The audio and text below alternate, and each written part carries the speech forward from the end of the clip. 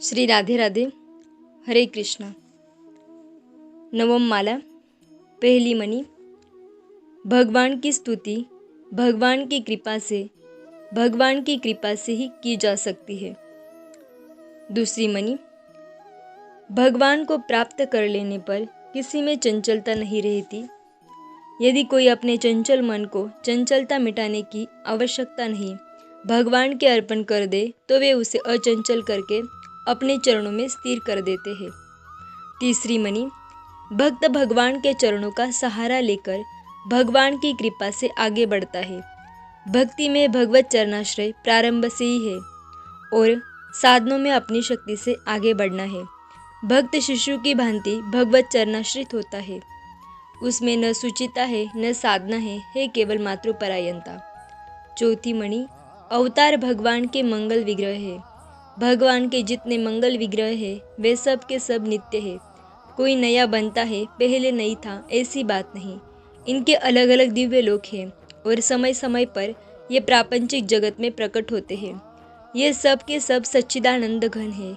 जीवों में देह देही का भेद है। शरीर के अंदर चेतन आत्मा दूसरा है। शरीर बनता है पूर्वकृत कर्मों के कारण पांचभौतिक उपादानों से। भगवान का कोई कर्म ऐसा नहीं जो उनके देह बनाने में हेतु हो। जीवन मुक्त महात्मा के कर्म भी भुने हुए बीज की भांति फल उत्पन्न नहीं करते हैं। फिर भगवान की तो बात ही क्या। भगवान का शरीर न तो पंचभौतिक है और न माइक ही। भगवान प्रकट होते हैं, उनका शरीर पैदा नहीं होता। वह कभी बनता नहीं न बिगड़ता है। नित्य का अवसान दिखता है पर उसका अवसान होता नहीं। भगवान का एक एक कण, उनके आयुध, आभूषण, वस्त्र आदि सब भगवानमय है, भगवत स्वरूप है। पांचवी मणि, भगवत कृपा जहाँ साधन को संचालित करती है वहाँ साधन में अपार बल आ जाता है और अहंकार रहित सर्वोत्तम साधना होती है। छठी मणि, स्वकर्मणा। भगवान की पूजा तब होती है जब निरंतर मन में यह भावना बनी रहे कि सब भगवान से निकले हैं और सब भगवान में है। पर जब यह भावना उड़ जाती है तब केवल कर्म रह जाता है, वह भगवत पूजा का स्वरूप धारण नहीं कर पाता। सातवीं मणि, प्रेमास्पद की स्मृति प्रेमास्पद से कम नहीं है। यदि भगवान की प्राप्ति भगवान की स्मृति को भुलाने वाली हो, यदि भगवान की प्राप्ति भगवत सेवा को छोड़ाने वाली हो तो वह भगवत सेवक को अभिष्ट नहीं होती। भगवान की सेवा के लिए भगवान का त्याग कर दिया जाए तो भी कोई हानि नहीं। आठवीं मणि, यह बात तो माननी ही चाहिए कि भगवान ग्रहण करके छोड़ते नहीं। पर यदि भजन में सेवा में शिथिलता रहती है तो भगवान से यह प्रार्थना अवश्य करनी चाहिए कि प्रभु आप बुला लेंगे सो तो ठीक, पर ऐसी कृपा तो और करनी चाहिए कि जब तक आप अपने पास नहीं बुलाते तब तक आपका भजन निरंतर होता रहे। प्रभु, यह हमारी दिन जो कटते हैं वे आपकी विस्मृति में कट जाते हैं। आपका निरंतर स्मरण नहीं होता, पूर्ण स्मरण न होने का दुख ही होता है। भगवान, हमारी यह दैन्यपूर्ण स्थिति दूर हो जाए। नौवीं मणि, बिना विश्वास प्रार्थना नहीं होती। प्रार्थना वही होती है जहाँ जिससे हम प्रार्थना करते हैं उसकी शक्ति में, उसके सौहार्द में विश्वास होता है। भगवान हमारी प्रार्थना सुनते हैं और वे सुनते ही हमारी प्रार्थना पूर्ण कर देंगे। सच्ची प्रार्थना होने में ये ही दो हेतु है। 10वीं मणि, हमारा प्यार बिखरा हुआ है। हम अलग अलग सबको प्यार करते हैं। एक के नाते करें तो ठीक है, पर प्यार नहीं है, यह तो प्यार का व्यभिचार है। जगह जगह का प्यार रहे भले ही, पर रहे भगवान को लेकर, भगवान के संबंध से। व्यभिचारी प्रेम से भगवान मिलते नहीं, वे चाहते हैं अनन्य प्रेम। 11वीं मणि, जगत में ऐसा कोई भी दानी नहीं है जो आपको दे दे। जगत के दानी तो अपने को बचाकर चीजें देते हैं, पर भगवान तो आत्मदानी है, वे अपने आप को भी दान में दे देते हैं। 12वीं मणि, जगत में भगवान का गान निरंतर हो रहा है पर हमारा स्वर उसमें तान नहीं मिलाता। हम अपना अलग स्वर निकालते हैं। हमारे जीवन की प्रत्येक चेष्टा भगवान के स्वर में एकतान हो जाए, बस इतना ही करने की आवश्यकता है। 13वीं मणि, जीव भगवान का सनातन अंश है और परम पवित्र है, वह भगवद रूप ही है।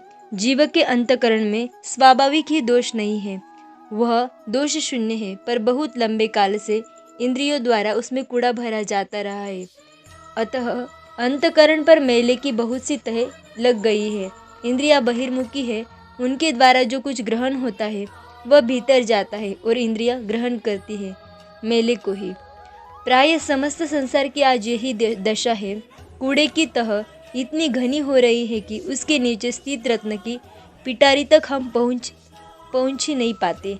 वृत्तियों को अंतर्मुखी भी करते हैं तो भी कूड़े में ही रह जाते हैं। इस कूड़े से बचने के दो उपाय हैं। या तो यह कूड़े का स्तर ऐसा ही बना रहे और हम रास्ता निकाल ले भीतर करने का, या दूसरा इस कूड़े को जला दे जिससे वह रत्न पिटारी अपने आप प्रकाशित हो जाए। पहले उपाय में कोई गंदगी बने रहने का भय करे तो यह ठीक नहीं, क्योंकि कूड़े में से होकर यदि हम प्रकाश के स्थान तक पहुंच जाए तो गंदगी अपने आप मिट जाएगी। 14वीं मणि, भगवत प्राप्ति के दो मार्ग है। पहला कृपा का मार्ग, दूसरा पुरुषार्थ का मार्ग। वैसे कृपा में भी पुरुषार्थ है और पुरुषार्थ में भी भगवत कृपा का आश्रय रहता है, पर पुरुषार्थ के मार्ग में कठिनता अधिक है। कृपा मार्ग में भगवान की कृपा हमें आगे से आगे मार्ग दिखाती है, कूड़े को जला देती है और भगवान के पास पहुंचा देती है। किंतु इस कृपा के मार्ग में कठिन बात है कृपामय सूरत भगवान के सर्वथा अनुगत हो जाना। हम भगवान की कृपा का भरोसा करें और जानबूझकर उनके प्रतिकूल कार्य करें तो यह प्रत्यक्ष है कि हमारा भगवान पर और उनकी कृपा पर विश्वास नहीं है। कृपा मार्ग में सब कार्य होते हैं भगवान की कृपा के भरोसे और भगवत प्रेरणा से। अतएव इसमें यह संभव नहीं कि कोई कार्य भगवान के प्रतिकूल हो। उसमें न हमें जल्दी करना है, न उकताना है और न अपने बल का विश्वास ही रखना है। साथ ही कर्म विपाक के प्रत्येक भोग को प्रसन्नता से सिर पर चढ़ाए रखे हृदय से, वाणी से और शरीर से भगवान को नमस्कार करते रहे। 15वीं मणि, नमस्कार में बड़ा रहस्य है, पर जितना ही नमस्कार ऊपर से होता है वह सच्चा नहीं। नमस्कार वह है जिसमें किसी के प्रति आदर भाव हृदय में उमड़ पड़ता है। ऐसे नमस्कार में सभ्यता की पद्धति की आवश्यकता नहीं। सचमुच जिसके प्रति हम नमस्कार करते हैं उसके प्रति हृदय श्रद्धा से भर जाना चाहिए। उसके प्रति ही हृदय से नमस्कार होता है। जिसकी प्रत्येक बात को हम वास्तविक रूप में अच्छी समझते हैं और उसका अनुकरण करना चाहते हैं, चाहे अनुकरण हो नहीं पावे, पर उसके लिए हृदय में विचार बना रहता है, हृदय का नमस्कार वही होता है। जिसके प्रति हम नमस्कार करते हैं उसके प्रति हृदय में वास्तविक पूज्यता का भाव रहता है, चाहे दिखाने में वह भाव कभी न आवे। फिर जब भगवान सारे जगत में ओतप्रोत दिखते हैं तब तो बाएं दाएं, ऊपर नीचे, आगे पीछे सभी और नमस्कार होने लगता है। मन नमस्कारमय बन जाता है। 16वीं मणि, पुरुषार्थ के मार्ग में बहुत सोचना देखना पड़ता है। कहीं भूल हुई तो गिर जाएंगे, पर कृपा मार्ग में भूल हुई तो योगक्षेम का वहन करने वाला संभालेगा। चलने वाले पर कोई जिम्मेदारी नहीं, पुरुषार्थ में चलना होता है अपने बल पर। कृपा मार्ग में कृपालु की कृपा के भरोसे। बच्चा अपनी माँ की अंगुली पकड़कर चलता है तो वह कब देखता है कि आगे क्या है। वह सर्वथा निर्भय निश्चिंत रहता है। वह तो पत्थर के सामने आने पर भी अंगुली पकड़े खेलता रहता है, तनिक भी विचलित नहीं होता। पर यदि कभी माँ न दिखाई दे तो वह व्याकुल हो जाता है, किंतु इसमें भी वह व्याकुल होता है माँ के लिए। पत्थर सामने आ गया है इसलिए नहीं। कृपा मार्ग का आश्रय लेने वाला यह मानता है भगवान की कृपा होगी, अवश्य होगी। कब होगी इसका उसके पास एक ही उत्तर है, जब वे कृपा करेंगे। वह तो वास्तव में कृपा की बाट देखता रहता है और कृपा को हृदय, वाणी, मन से नमस्कार करता है। 17वीं मणि, कृपा के मार्ग में पाते हैं कि चिंता भी रखते हैं कृपालु प्रभु ही। रास्ते में बच्चों को भूख लगेगी तो उसके लिए गठरी बांधकर रखती है माँ। बच्चे को उसके लिए कोई चिंता नहीं, पर पुरुषार्थ मार्ग में सब सामान अपने आप जुटा कर रखना पड़ता है। सिपाही लोग चलते हैं तो पाथी आदि की चिंता करके चलते हैं। 18वीं मणि, पुरुषार्थ मार्ग में सावधानी, जिम्मेदारी और अपनी चिंता अपने आप करनी पड़ती है। अतः बहुत सा समय अब इसी में चला जाता है और साथ ही यदि कहीं भटक गए, गिर गए तो उठाने वाला कोई नहीं, क्योंकि किसी ने अंगुली नहीं पकड़ रखी है। कृपा के मार्ग में इन बातों का भय नहीं। 19वीं मणि, पुरुषार्थ का मार्ग स्वतंत्रता का है, कृपा मार्ग परतंत्रता का। पर इस परतंत्रता में ही मजा है, निश्चिंतता है, स्वाद है, कुछ भी हो, दोनों मार्ग ले जाते हैं एक ही लक्ष्य पर। दोनों मार्गों में एक बात आवश्यक है, जिस मार्ग में जा रहे हैं उसी मार्ग में जावे। मार्ग लंबा है, समय थोड़ा, अतः चलने में जल्दी करनी चाहिए। जहाँ तक केवल भगवान श्री कृष्ण का चिंतन न हो, वहाँ तक कूड़े में ही है। अतः कूड़े की सब तहों को पार कर अंतकरण में पहुँचना है। 20वीं मणि, बच्चा तो निरंतर माँ के अनुगत रहता है। कहीं माँ डांटती है तो वह उसे बचने के लिए माँ की ही गोद में मुँह छुपाता है। वह और क्या करे, माँ के सिवा और किसी को जानता ही नहीं। कृपा मार्ग के पति की भी यही दशा होती है। 21वीं मणि, कृपा के मार्ग में अनुगतता है, पुरुषार्थ के मार्ग में सावधानी। अनुगत होकर काम करना क्या है? जैसे हम अपने अनुगतों को अपने अनुकूल बनाना चाहते हैं, वे हमारी सेवा करें, हमारी बात माने, हमारी इच्छा रखें आदि, ठीक उसी प्रकार हम भगवान के अनुकूल हो जाए। अनुगतता का परिणाम सदा परम मंगलमय होता है, पर हम अनुगत न होकर भगवान को अपने अनुगत बनाना चाहते हैं, यही तो हमारी भूल है। 22वीं मणि, परतंत्रता दुखदायी है, परंतु इसमें जो जिम्मेवारी नहीं, यह सुख की चीज है। इसी को प्रपत्ति मार्ग भी कहते हैं।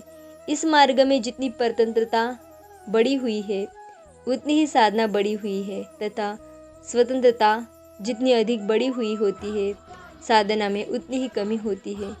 23वीं मणि, जो भगवत कृपा परवश हो गया, जिसने अपनी स्वतंत्रता भगवत कृपा के हाथों में बेच दी, वह सबकी परतंत्रता से छूट गया। प्रभु के गुलाम होने से सबकी गुलामी छूट जाती है। जैसे मन में आता है इस समय अमुक भोग भोगना चाहिए, पर वह भगवान के परतंत्र है, अतः भगवत इच्छा के विरुद्ध उसे नहीं भोग सकता, और इस प्रकार वह विषय की गुलामी से छूट जाता है। 24वीं मणि, मालिक को गोद गोद होते गुलाम को, ऐसा तुलसीदास जी ने कहा है। मालिक की चपरास लगाकर गुलाम सब पर शासन करता है। इसी प्रकार भगवान का गुलाम बनने से सब पर शासन करने की शक्ति एवं सामर्थ्य प्राप्त हो जाता है। 25वीं मणि, गुलामी उसी का नाम है जिसमें किसी प्रकार की स्वतंत्रता रहे ही नहीं। जगत की गुलामी बड़ी बुरी, विषयों की गुलामी बड़ी बुरी, पर वही गुलामी जब भगवान के संबंध में हो जाती है, तब वह परम श्रेष्ठ हो जाती है। 26वीं मणि, चाहे जगत गुलामी के नाम पर गाली दे, पर वास्तव में सारा जगत फंसा है विषयों की मानसिक कामनाओं की गुलामी में ही। गुलामी का अभ्यास हमारा जो का त्यों रहे, केवल मालिक बदल जाए, विषयों के स्थान पर हम भगवान को अपने स्वामी पद पर आसीन कर दे। 27वीं मणि, भगवत कृपा के मार्ग में गुलामी छोड़नी नहीं पड़ती, गुलामी का स्वभाव पलटना नहीं पड़ता, केवल मालिक बदलना पड़ता है।